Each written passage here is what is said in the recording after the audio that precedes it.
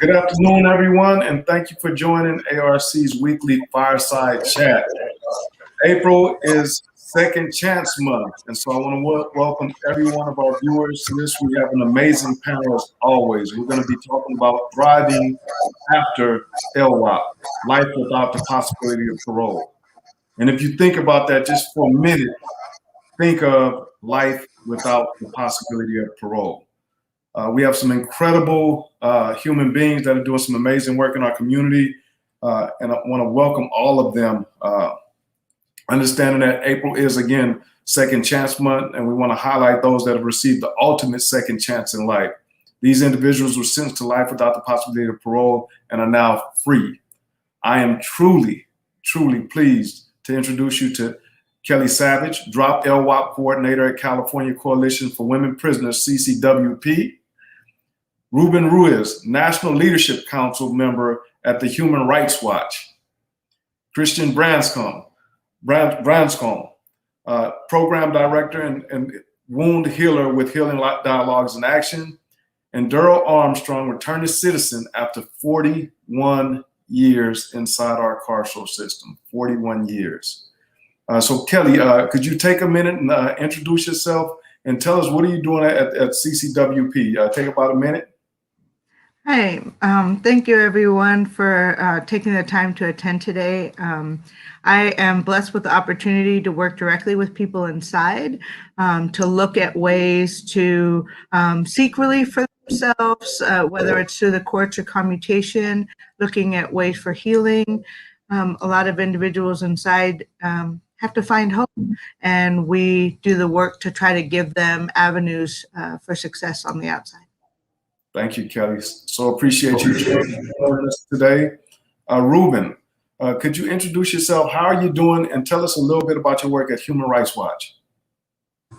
Well, first of all, thanks for the invite.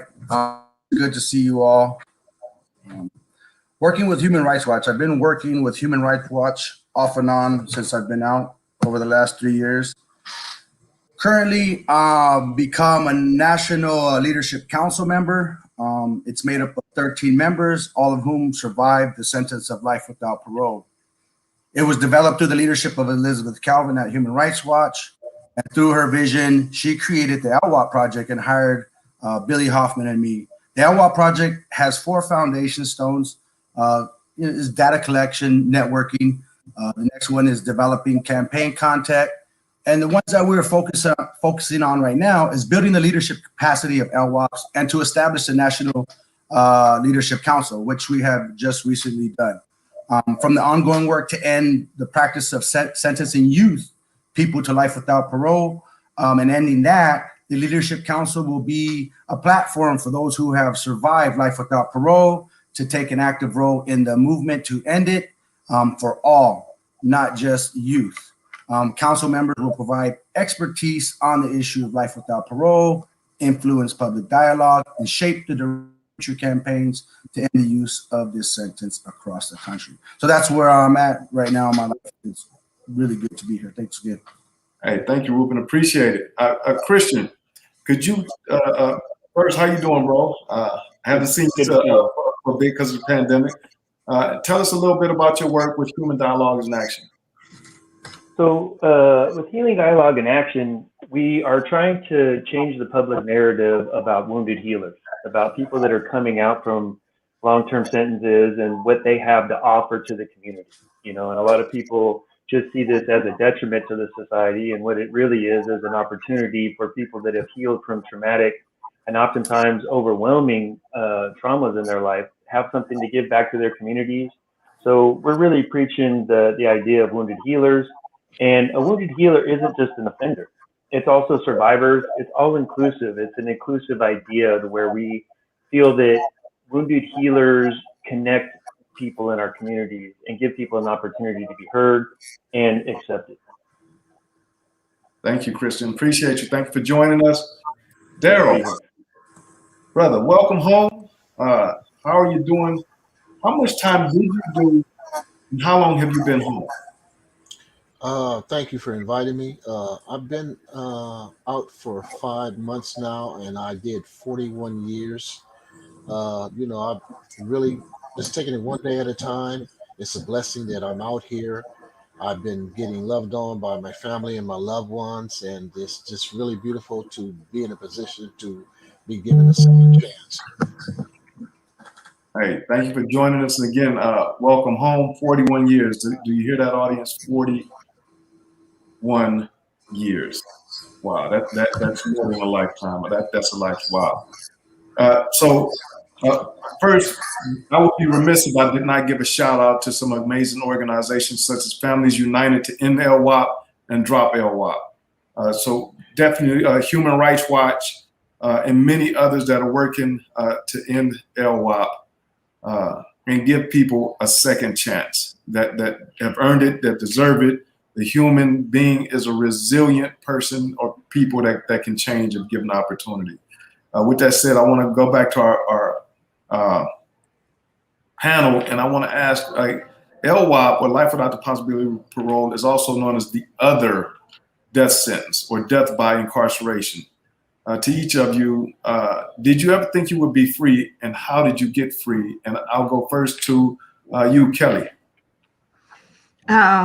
I did not think I would be free. Everyone around me thought I would. We were also fighting the domestic violence law at the time. And so it was a battle back and forth. And every time it was more of an emotional hit than the last, knowing that when I walked in the system, this was going to be home. And I found ways within my community to make it better and provide opportunities for people inside who were leaving the institution. So knowing that I was going to be there, I wanted to do the best I could while I was there and try to make it more of a community. Finding out that I was having an opportunity with the governor, I really didn't believe it was possible. Even after I was commuted, I just kept looking at the paperwork over and over again. Like, could this be real? Up until leaving, literally thought that they were going to just pull me back any second.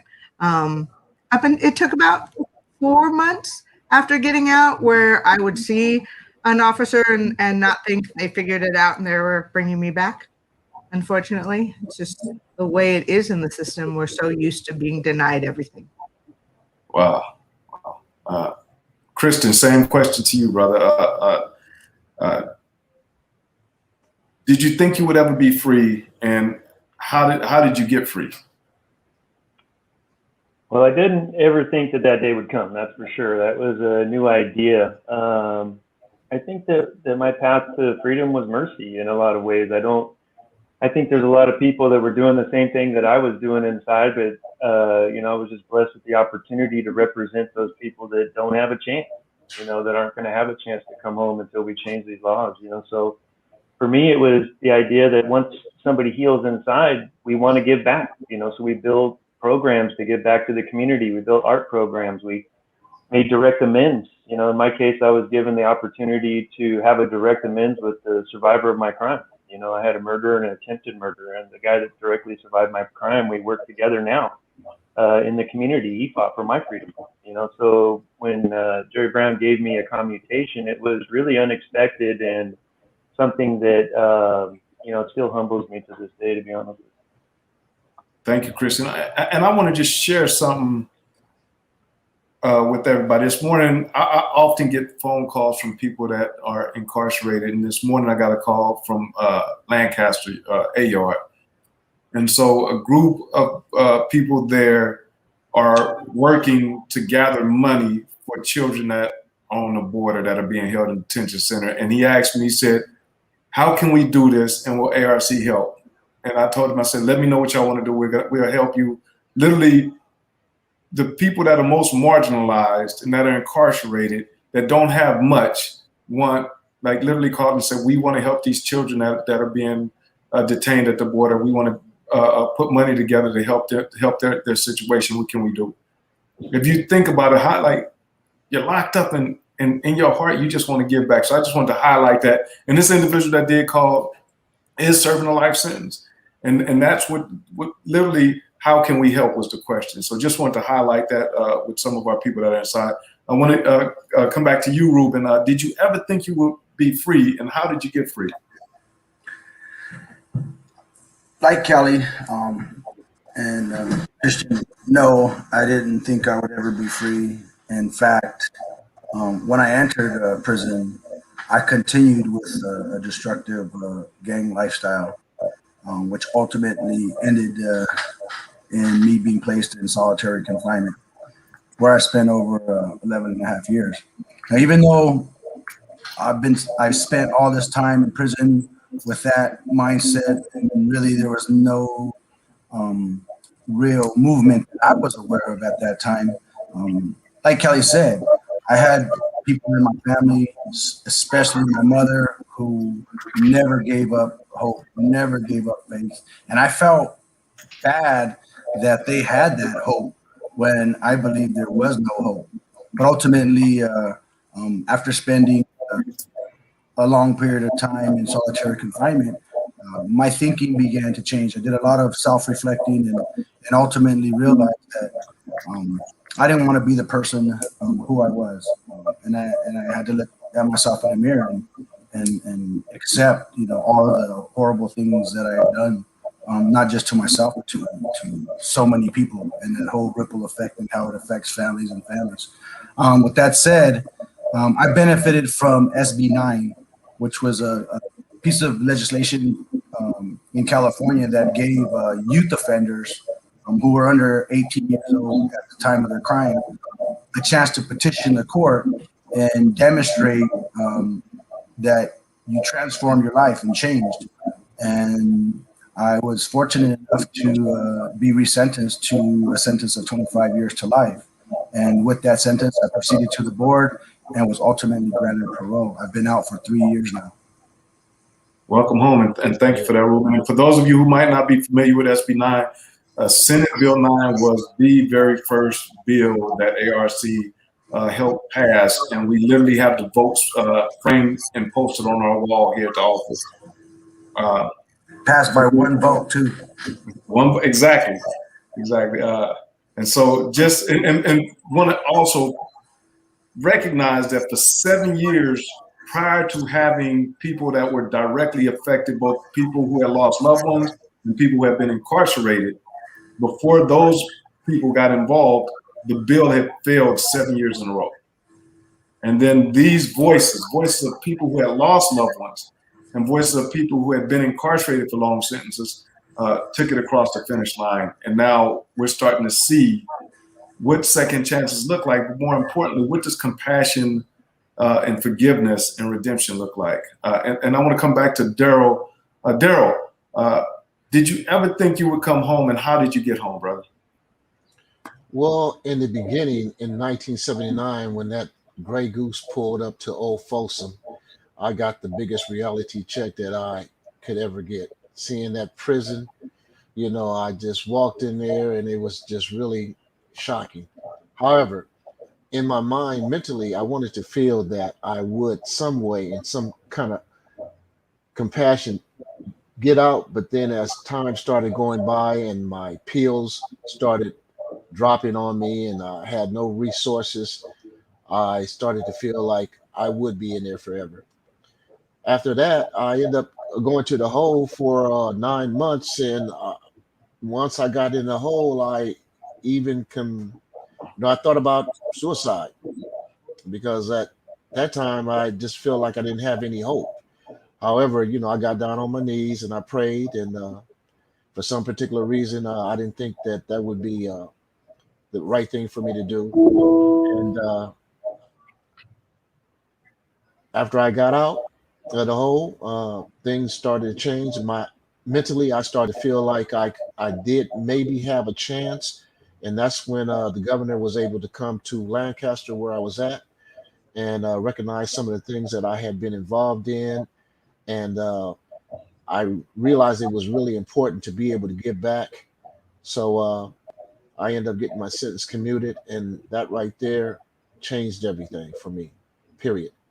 When I went to my first parole hearing, they shot me down, and I was just shocked because of the fact that I had put in so much time and they didn't think I was ready. But when they called me back early, a year later and decided to find me suitable, and everything has changed in my life, and it's been very, very beautiful. Thank you, Daryl. I also want to encourage our audience, if you have questions, please post them in our chat, and as time allows, we will definitely ask these questions. And so another question, I want to come back to you, Kelly. What does having a second chance in life mean to you? For me, it's about finding more ways to support people inside. A lot of people, they get out and they, want to help the people inside, but they don't have the avenues or the connections to be able to do that. And I think it's about being in community in the same way we were in there, making sure we network with others that are like-minded and are working in the movement, and not knowing that question or concern I had all those years ago would start the storytelling project, trying to get people to acknowledge that there is another sentence out there, and life without is extremely difficult because you don't have any in between. The institution basically acts like you don't exist. You're barely offered, opportunity. And so knowing that, I know that it's important for us to continue to provide for people that are inside, whether it's a letter, whether it's, advocacy for medical support or, legal support, whatever that may look like. I know that they need it. So I'm blessed to be able to connect with all the different institutions and support in any way I can. So for me, that freedom is amazing in that avenue. When it comes to family, I have a huge family, and they all are trying to connect as much as possible. But unfortunately, I live in San Francisco and they're all down south. So it's amazing to be able to Zoom with them, or, Marco Polo is the new thing for all my nieces and nephews to just connect and, show me something, anything. And so it's amazing to have that connection that, we're so isolated from for so long. Thank you. Ruben, what does it mean? Thank you so much, Kelly. For you, what does it mean to have a second chance at life? For me, first off, second chance is a reflection of the capacity for somebody to change and to transform their lives. I think that, just a second chance in and of itself, aren't always the things that the public or society see.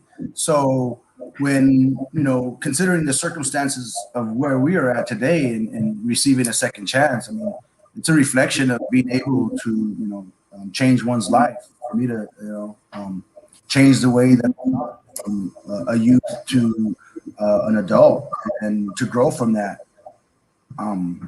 Really, when I think about it more in a way that it's not just a second chance for me, it's a second chance for my family and friends, and even for the community, because they get to see and experience how we've changed our lives and how we get to share our lives together. So it's not just a second chance for me. I feel like it's a second chance for them as well. And the important thing is, I also believe, is when you do have that opportunity, you start to think in ways that are greater than yourself, in ways that you can actually give back. And so with the opportunity of freedom, I've been able to go back into the prisons and be part of workshops for people that still have that sentence, life without parole, to support them and give them the hope so that they can see, hey, look, we did something that was not meant to be. We did something that was once impossible to think and be free, and we're here now. So that gives them the hope to believe that they could do things to change their life and ultimately be free. And then since I've been out as well, I've been part of the LWOP project and now the leadership also, which is which ultimate goal is to end life without parole for everyone. So there's a lot of work that still needs to be done, and I'm excited to continue to be working alongside such amazing people. Thank you, Ruben. Christian, what does it mean to you to have a second chance in life? Well, I think for all of us, we're echoing the same sentiments. It's a chance to give back, not only to the community, but to the people that don't have a voice inside. So a lot of it for us is, I think that it's a responsibility that we bear on ourselves, knowing what it feels like not to have a voice inside, and what it feels like not to be heard, or not to have a chance, not even to have a hope of a chance. So I feel like we're that banner or that flag that really represents our lives, represent the potential of people that don't have a chance. As you see the work that Kelly's doing, that Ruben's doing, that I have no doubt Deryl will do in the community, that their voice impacts people positively. It gives them good direction. And all of the people that have good intentions for their communities, when they listen to people that are wounded healers, they have an opportunity to really change their communities for the better. So that voice has been stripped from our communities for decades, centuries, and so it's like we have to reintroduce that voice into our communities, and show the potential of people that don't have a chance, and how they are of value to society, and how even when you've done something very bad and harmed people permanently, that harming them back or continuing that cycle doesn't heal our community. But people do heal, people do change, and they do have something to contribute to their communities and to stop that cycle when they come. Thank you, Christian. And Deryl, for you, what does a second chance mean to you? Well, I recall when I was in prison, I used to always sit back and I used to hear about how so many things were going on for individuals, but you never heard anything happening when it came to people who had life without. So, this was something that was consistent all the time. And I made it a promise to myself that once I got out, I would, in some form or fashion, allow myself to get involved in the Life Without program. And to this very day, I'm definitely going to follow up on that, because it was people like you guys' program that inspired me to stay motivated, to mentally keep myself intact. And it would be selfish of me to get out here and have my freedom and not put in some type of work. So once I'm finished with my transition here, I'm going to be looking for outlets that I can go to that can assist me in providing some type of support. As far as me being out here, I mean, this is the best thing in the world. The best thing that happened to me was I was able to do 41 years and come out mentally intact. I know a lot of guys who have done time like I have, and the system ends up swallowing you up. And then when you get out here, it becomes a difficult task. However, due to my family support and people I have surrounding in my circle, I've been able to maintain a very positive step in that direction. So it meant a lot. Thank you, Deryl. Thank you so much. And I want to stick with you for a minute, Deryl. A couple of questions I want to ask you. First, did you have kids when you left, when you were incarcerated? Did you leave children behind? Yes, I did. I had three sons. One of my sons was killed due to gang violence, but I still have two this here. They're grown now, and I remember there was a time and a point where I was in denial about the effect that my children were having on me being incarcerated. I overlooked the fact that by me being locked up, I had taken something away from their life, and it took me a while to actually get in touch with that. Once I started getting involved in the self-help groups uh, and the insight, I started realizing that, I had made a very serious mistake by coming to prison, and how much it affected my children. And, you know, I put it myself in a position to try to make amends, and things have been working out really, really well for us since I've been out. Thank you, brother. One more question. I want to stick with you for a minute. You came home in the middle of a pandemic. Like, it came home 5 months ago. We were smack dab in the middle of it. You came home when the hospitals were full, when like things just looked really bad. Now it seems like we're turning the corner, so to speak. But you literally came home in the middle of a global pandemic after 41 years of incarceration. And I Yes. have to ask you that. How is that? Like, I know the journey of 41 years of incarceration is a tough journey. But how has this journey been for you coming home in the middle of a pandemic with everything shut down? How's that journey been for you?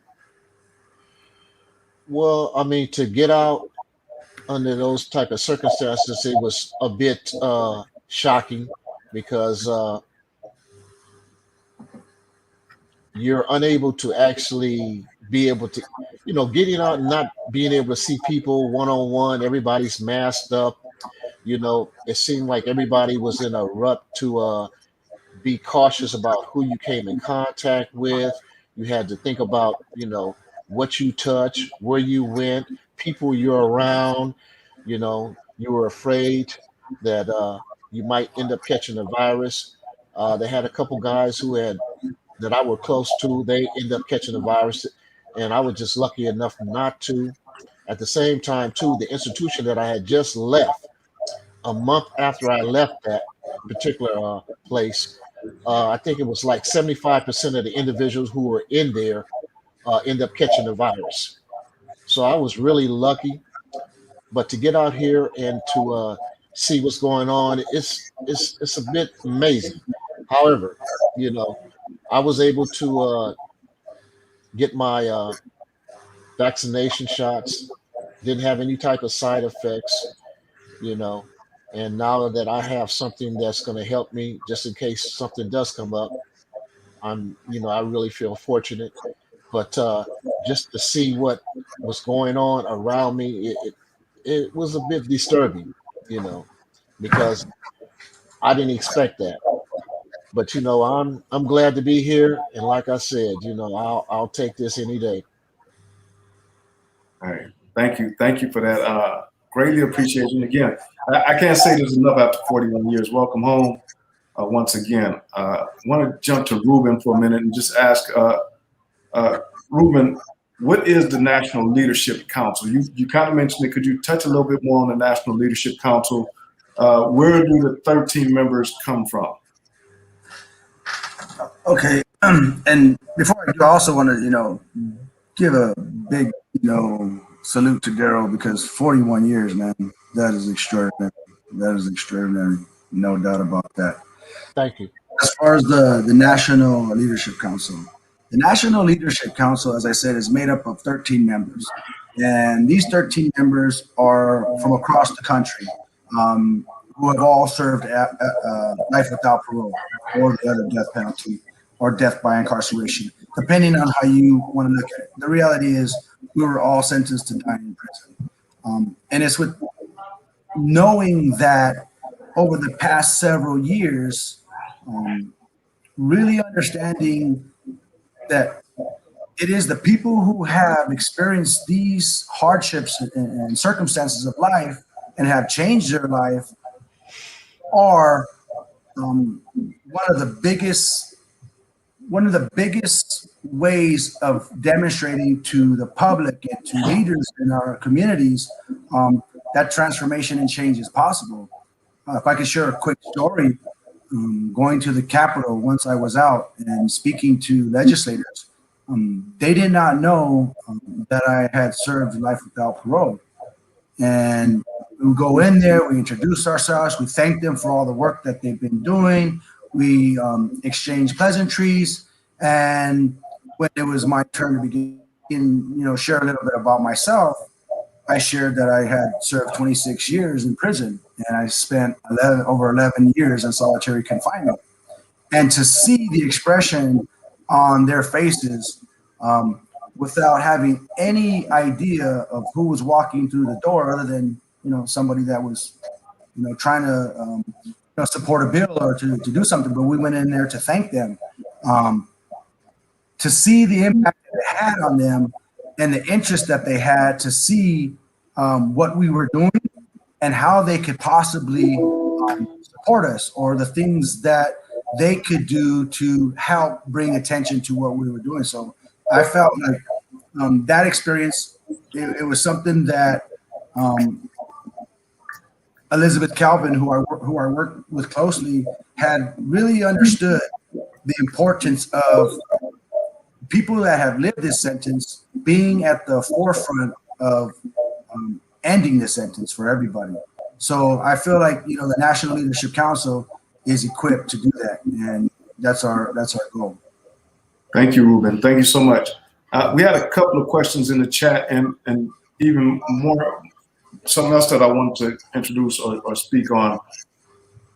With Ruben, Human Rights Watch, USC Law School, we're working on a leadership training for people that are sentenced to LWOP. And the other night we were talking to one of our first cohorts. It's a pilot program that we've been working on. And they wanted to know how their family could get involved, or how their families could get involved in advocating in some of the bills. And so one, I told them if they had their families watch the show, we'd be able to give them a little bit of information. So one, definitely want to plug into these amazing organizations such as Families Fighting LWOP's Fuel, Drop LWOP. And we also want to mention some of the legislation that's actually pending for this ledge cycle. For ARC, I'm just going to talk about three. One specific to LWOP, which will be, let me find it, Ending Extreme Sentences, Senate Bill 481, Youth Offender Parole to expand current youth offender parole process to include LWOPs that were 25 or younger at the time of their crime. So that's a bill that we're pushing now as an organization. We're also pushing another bill, ACA 3, which is separate from LWOP, but definitely is something we need to consider both as a state and as a country, ending involuntary servitude in the state of California, California's Abolition Act, to remove the accept punishment of crime from our Constitution and abolish slavery completely from our Constitution. And this is an effort that Utah has already done this, Colorado has done this, and I believe Tennessee, a southern state, has done it before California. The third piece of legislation that we are working on is Assembly Bill 333, which is reforming gang enhancements to make the standards for applying the gang enhancement more rigorous and require direct evidence of current and active gang allegations. Enhancements are a huge issue when it comes to sentences. A person's base crime could be 5 years, and then you tack on a bunch of enhancements and you find a person now has 500 years. And all of them are enhancements as opposed to the base crime. So these are just three of the bills that we're working on. There's some other legislation that is also pending from other organizations dealing with LWOP. We are focused on it. We've told people many times before, when we first started working on Senate Bill 9 and then SB 260 and 261, we're not going to forget about you. We're going to continue to work on this. We're going to make this system more humane. We're going to reform these sentences.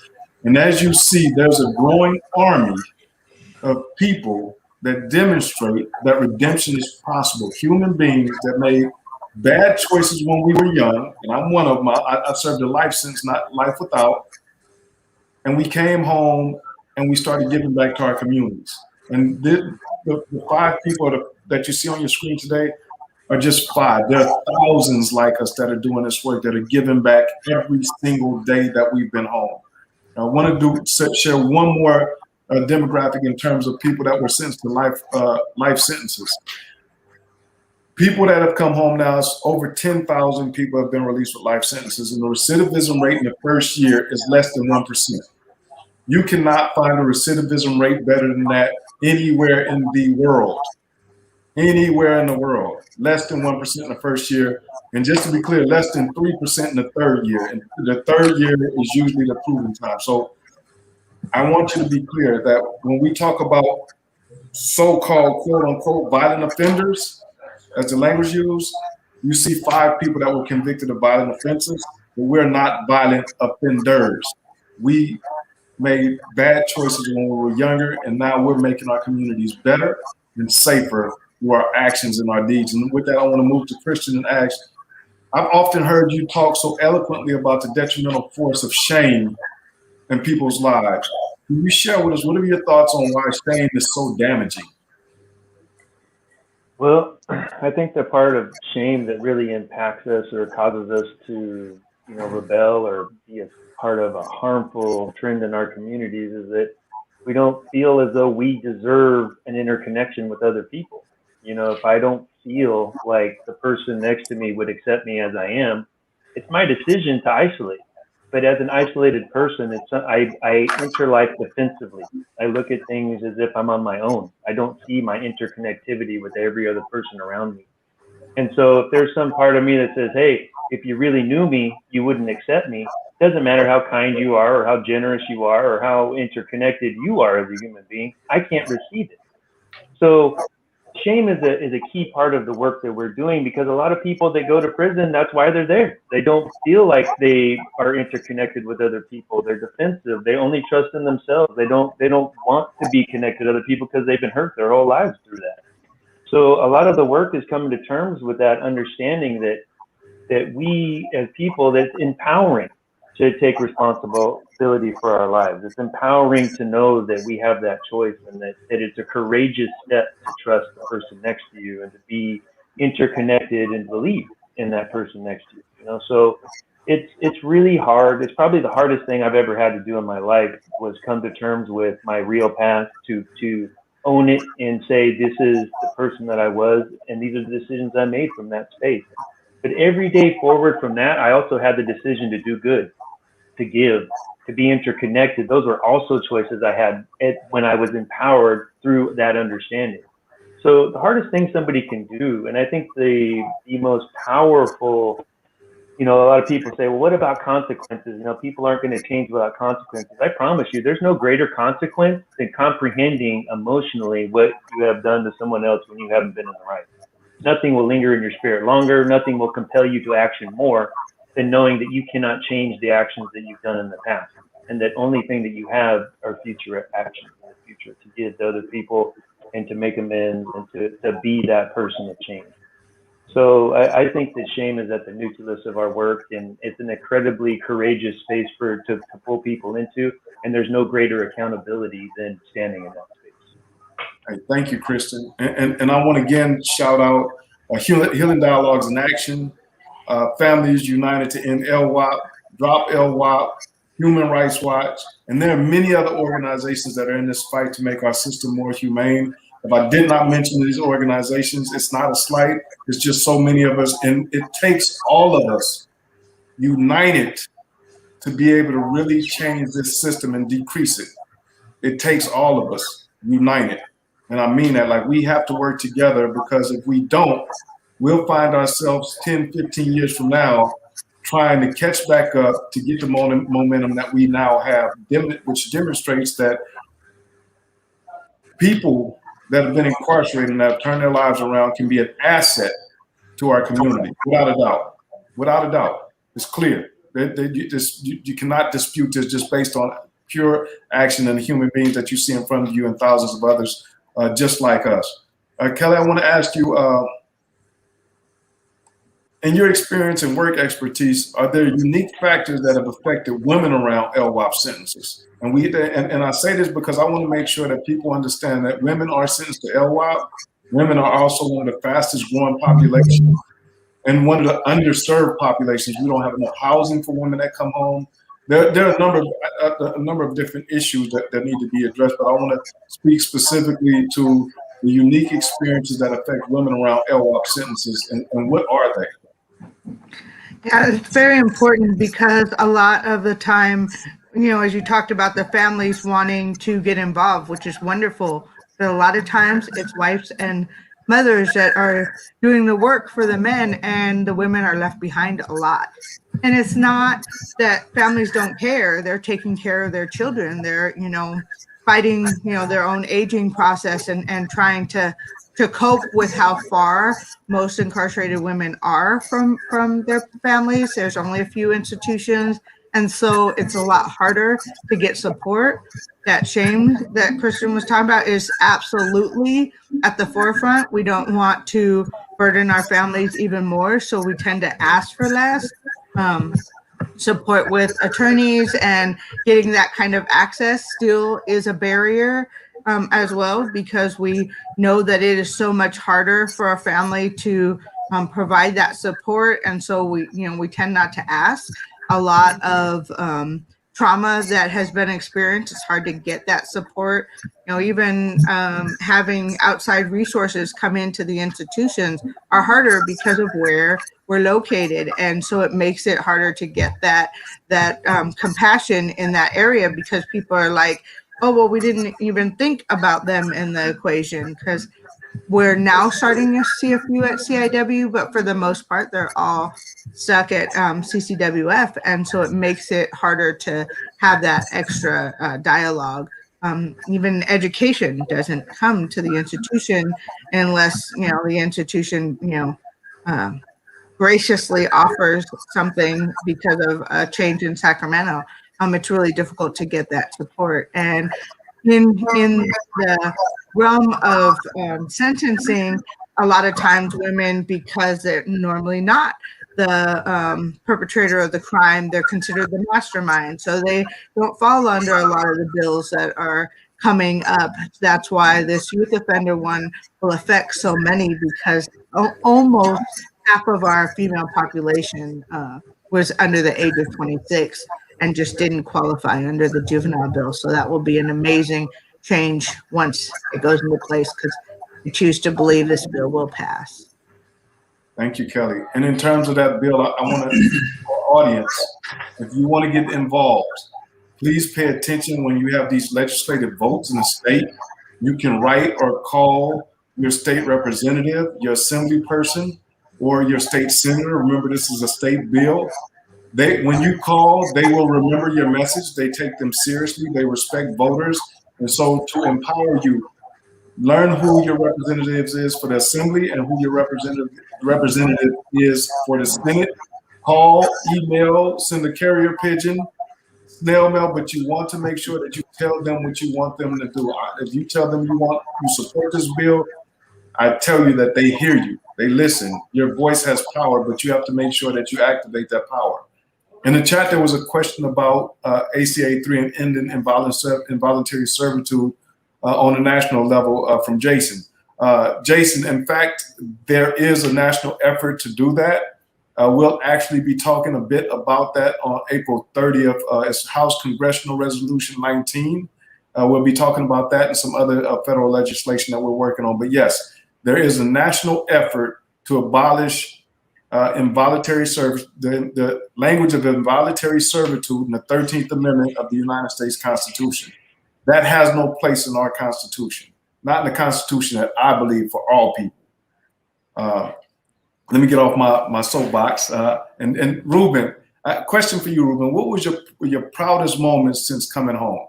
I know you've been doing a lot of work. Last time I saw you, we were on the river raft and trip, and I got thrown in this river like 100 times. But what is your proudest moment since coming home? Oh, I think there's more than one. There's been a lot of things, of course, that stay, but I think most of all, it's being able to be in a circumstance of opportunity with the family support that I've had throughout my life, and being able to be in a position where I could do it in return and be there for them and do things that help elevate their living conditions and situations in a way that gives, not just stability, but even, for my nieces and their kids, and being able to see them grow right around me and on a daily basis. I mean, I take so much pleasure and joy and the way that they treat me and the way that they allow me to be a part of their lives. That's really the proudest things that stand out in my mind. You have the successes of working and the opportunities that come through that, and being able to, establish a foundation, a livelihood. Those are great stepping stones, and I feel a great deal of gratitude to all the people who have supported me, family and friends, across the board. So, yeah, that's it. Thank you. And I want to ask Deryl. You've been home 5 months, but I wanted to ask you this earlier, and it got by me a little bit. Are there any resources you had for someone who has served such a lengthy sentence? Or are there any resources that you wished you had based on just the 5 months that you've been home? And I ask you that from two different prisms. From the prism of a person that served a lengthy time and things that I saw that I know that I wanted, but also someone who's pretty much newly released and served almost double the amount of time that I served. So are there any resources you had that you did not have access to? Well, when I first, you're talking about when I was in prison? When you were in Getting prison or out? when you coming home, like either or resources that you feel now, because you have hindsight now. And Yes, so are yes. there any resources that you see that we need to start developing for people that have served like 40 plus years of incarceration? Well, with the pandemic situation being the way it is, things seems to be in a lot of chaos. However, there are still individual places that you can go to that is willing to put you in a position to get you through uh, when you first come out. In my situation, what happened with me was as soon as I got out, I had a family reunion with my family and my loved ones, and then the very next day, I had to report to my parole officer. Well, I was given the choice of either going home or coming to a transitional housing.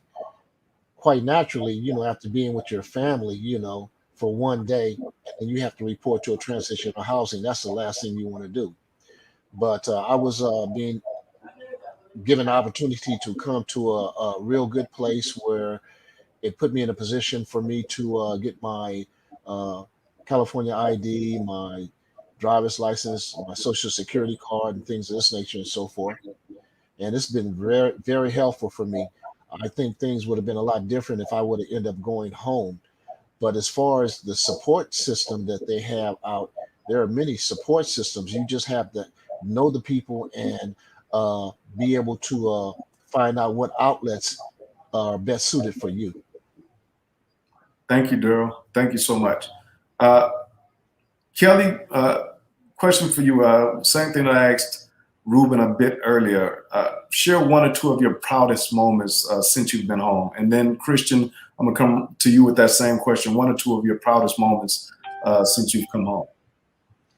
I think for me, it's being able to have that time with the family, that private time that I thought I'd never have. I was absolutely blessed. My brother is my biggest supporter. There's so many of them, but I could get hurt for that one.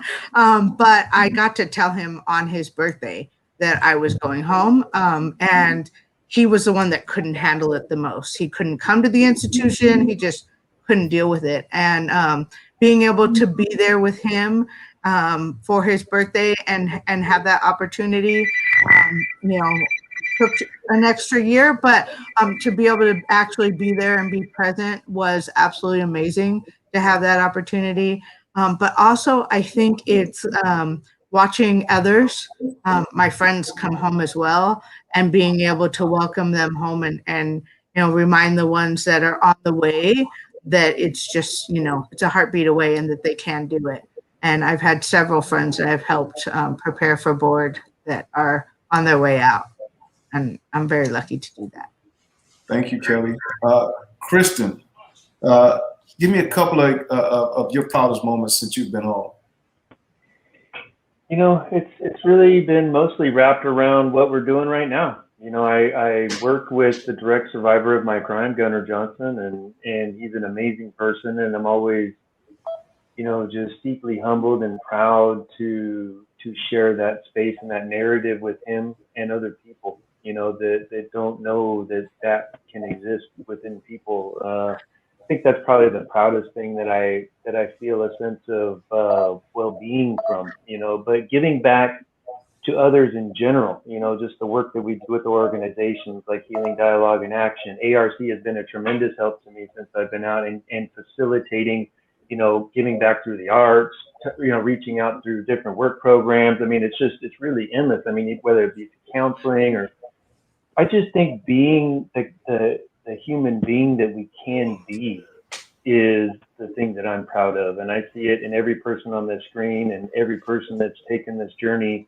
from, death by incarceration to an opportunity for life. The first thing they want to do is give. And I think that's what really gives me the most pride is not only me, but my community. Okay, thank you so much, Kristen. I kind of teared up for a minute while I was listening to y'all because I was thinking about my proudest moment. It's a combination of both being able to give back to people that were situated in situations like ours. But of late, it has been more than anything being able to support my mom in her difficult times. And so just being there as a son consistently for my mom, for me recently, I've almost been home now 10 years. And for me, it's been that more of the family piece like Ruben described, because my mom is in what I call her winter years. She walked with me through those most difficult times. And you all know what I'm talking about, when you don't know if you're ever going to get out. And she never gave up. And so now being able to be home and be there for her has been one of my proudest moments, just showing up. So just wanted to share that. I want to ask all of you quickly, why is it important for those who have survived life without the possibility of parole to be leading the advocacy around ending life without the possibility of parole? And I want to emphasize again, leading. And I've said this before, and I'll say it again so people understand. I believe the human beings that I share this screen with should lead this effort to end life without the possibility of parole. I support them. I didn't have life without the possibility of parole. I had life with the possibility of parole. And so I believe my job is to support them, to help them be able to lead, and they should. And the reason, and so I want to ask you, why do you think it's important for you who have lived through this to lead the advocacy work in this space for ending life without the possibility of parole?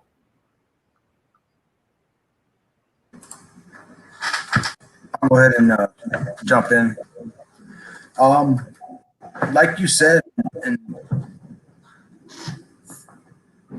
who have lived this sentence, know what it's like. And so when people are able to see the change and transformation that we've made in our lives in a way that most people would be unsuspecting, or even be hard to believe that somebody could change their lives in the way that many of us have. So I think that's a very powerful component to being able to be out in the front and leading the way. But I have to say, that is not possible without the support of like ARC, Human Rights Watch, and all of these other organizations who have been fighting for us for a very long time and that have been behind the scenes. So I think collectively and together is in the time that we're in right now is something that's going to be very hard to ignore, and even better than ignore, people will get to see, and appreciate that you could be in a dark hole and have done the worst thing you could possibly imagine, yet be able to change their lives and do so much good for their communities. And so that's how I feel about that. Thank you, brother. We're coming up. I'm gonna push this a little bit on time because there are a couple of questions. I want to ask Kelly. Same thing. Why is it important for people who have lived and survived life without the possibility of parole to lead? But I also want to ask you about the amazing work, Elizabeth Calvin, a person who I hugely respect and adore, who's been doing this work selflessly for the longest. I love you, Elizabeth, and I think you are amazing. But want to know, Kelly, about the work that you're doing on Senate Bill 300. Could you tell us a little bit about that, and then switch reels and tell us why it's important for people who survive LWOP to lead the advocacy work in the space. Definitely. So Senate Bill 300 is going to address the LWOP situation and look more at felony murder, broaden the scope. It is amazing that we have an opportunity to look at that, but it's not just that. There's so many bills right now that are looking at ways to have the conversation for the first time. You got AB 124 that's looking at special circumstances, because that's how everyone gets life without. It's so easy to get it because it's a prosecutor who makes all the decisions, and depending on their aspirations, that's how we end up in this situation. AB 256, we're looking at the Racial Justice Act and looking at what that looks like and how we can support. So there's so many, including the ones that you've already talked about, but it gives us an opportunity to now look at the sentence as a whole, because before, legislators didn't understand. They kept saying, oh, we've already addressed youth offenders. We've already addressed felony murder. We've done all these things, but they always forget that they had carve-outs and exclusions that they had to make just to get the door to start cracking open a little bit. And so without us having our voice to remind them that it's not over, that was the beginning of the fight, we can't continue to make that bigger stand. It's not that they don't want to listen. They forget how many different carve-outs happen during a process, or how many times they have to, leave these people out in order to make the next steps. And usually it's a person serving life without, or the death penalty, that are affected the most. So we're trying to make sure that everybody's included, and we couldn't do that without Elizabeth Calvin and the work that they've done already to get the door open in the first place. None of us would have this opportunity without that. But now we're able to move forward, and I love being able to work with Human Rights Watch, because I feel that community with so many others that have gotten out, and I feel like I'm not alone. There's not that absolute isolation that you feel when you get out, and like, I'm not supposed to be here, and we are supposed to be here. We just have to convince ourselves of that. And then we need people like Kristen to, work us through that process, to remind us that we're supposed to be here and we're supposed to be in this work. Okay. So Kristen, real quickly, because I got to go to close. We almost at one. I should have asked for an hour and a half on this. When you have incredible people, this is what happens, though. So Kristen, why is it important for people who have survived life without the possibility of parole to lead in advocacy of this work, of ending that sentence? Well, to me, we are the face of something that doesn't exist, because until recently, we couldn't be out in the community. So there was this narrative that was allowed to exist, like these people deserve a chance, but there's this exception to the rule. So as we bear ourselves as that exception to the rule, it changes it, it humanizes this action or this intention. It takes us from being a number or some abstract idea, and we sit there and we represent people, So to me, that's the core of it. Thank you, Kristen. I'm gonna come to you now, Deryl, for our closing thoughts for our audience. Your last thoughts, anything you want to share for our audience. There are people that are listening now, and this will be posted on our YouTube channel, so people will come back and your words will be immortalized forever on YouTube as long as it exists, brother. So thoughts for our audience, closing thoughts? Well, basically what I would like to say and share is I think it's very important for one to be able to give back to those who's been there for you. Throughout my entire incarceration, my family, my loved ones have been very supportive. I've also had individuals on the streets who worked with the Life Without program who really gave me the support that I needed. And there's nothing better than to be able to give back to those who have been supportive towards you. Thank you, Deryl. Thank you so much. Ruben, last thoughts for our audience. First, to my family, I love you guys. You've been, there for me every step of the way. And to you all who are family as well, for always supporting and fighting for us to be able to give back and show that we are capable of change and transformation. Thank you, Ruben. Kristen, last thoughts. Final thoughts are I love this toast, like maybe get what we want, maybe get what we need, but maybe we never get what we deserve. And I look at that and I say, we all are not the worst thing we've ever done. And so I think that as we extend that message out to others, it's really about mercy. It's about giving people a chance, whether they deserve it or not. And you're going to see that it gives to not only that person, but it gives much, much more to our communities and to other people in our lives. Thank you, Kristen. Kelly, last thoughts for our audience? I just appreciate everybody being here. And I know that there are so many more people who want to fight. It's just a matter of getting involved. You can come attend a Drop LWOP meeting, figure out how you can engage with someone serving LWOP if you're not already engaged with them. And remember that everyone inside needs support, every single person. So if you're not writing somebody, if you're not engaging with somebody on the inside, start today because it matters. Thank you, Kelly. Thank you so much. Thank you all for joining. Thank you for sharing your hearts with us. Thank you, everyone, for listening. At the end of the show, when the music is playing, all of the organizations that were on this panel and others will be posted for you to get involved, for you to contact them so that you can learn more about the legislation and the work that's being done. Please take a moment and write down that information and reach out to these organizations. My last thoughts for today are simply this.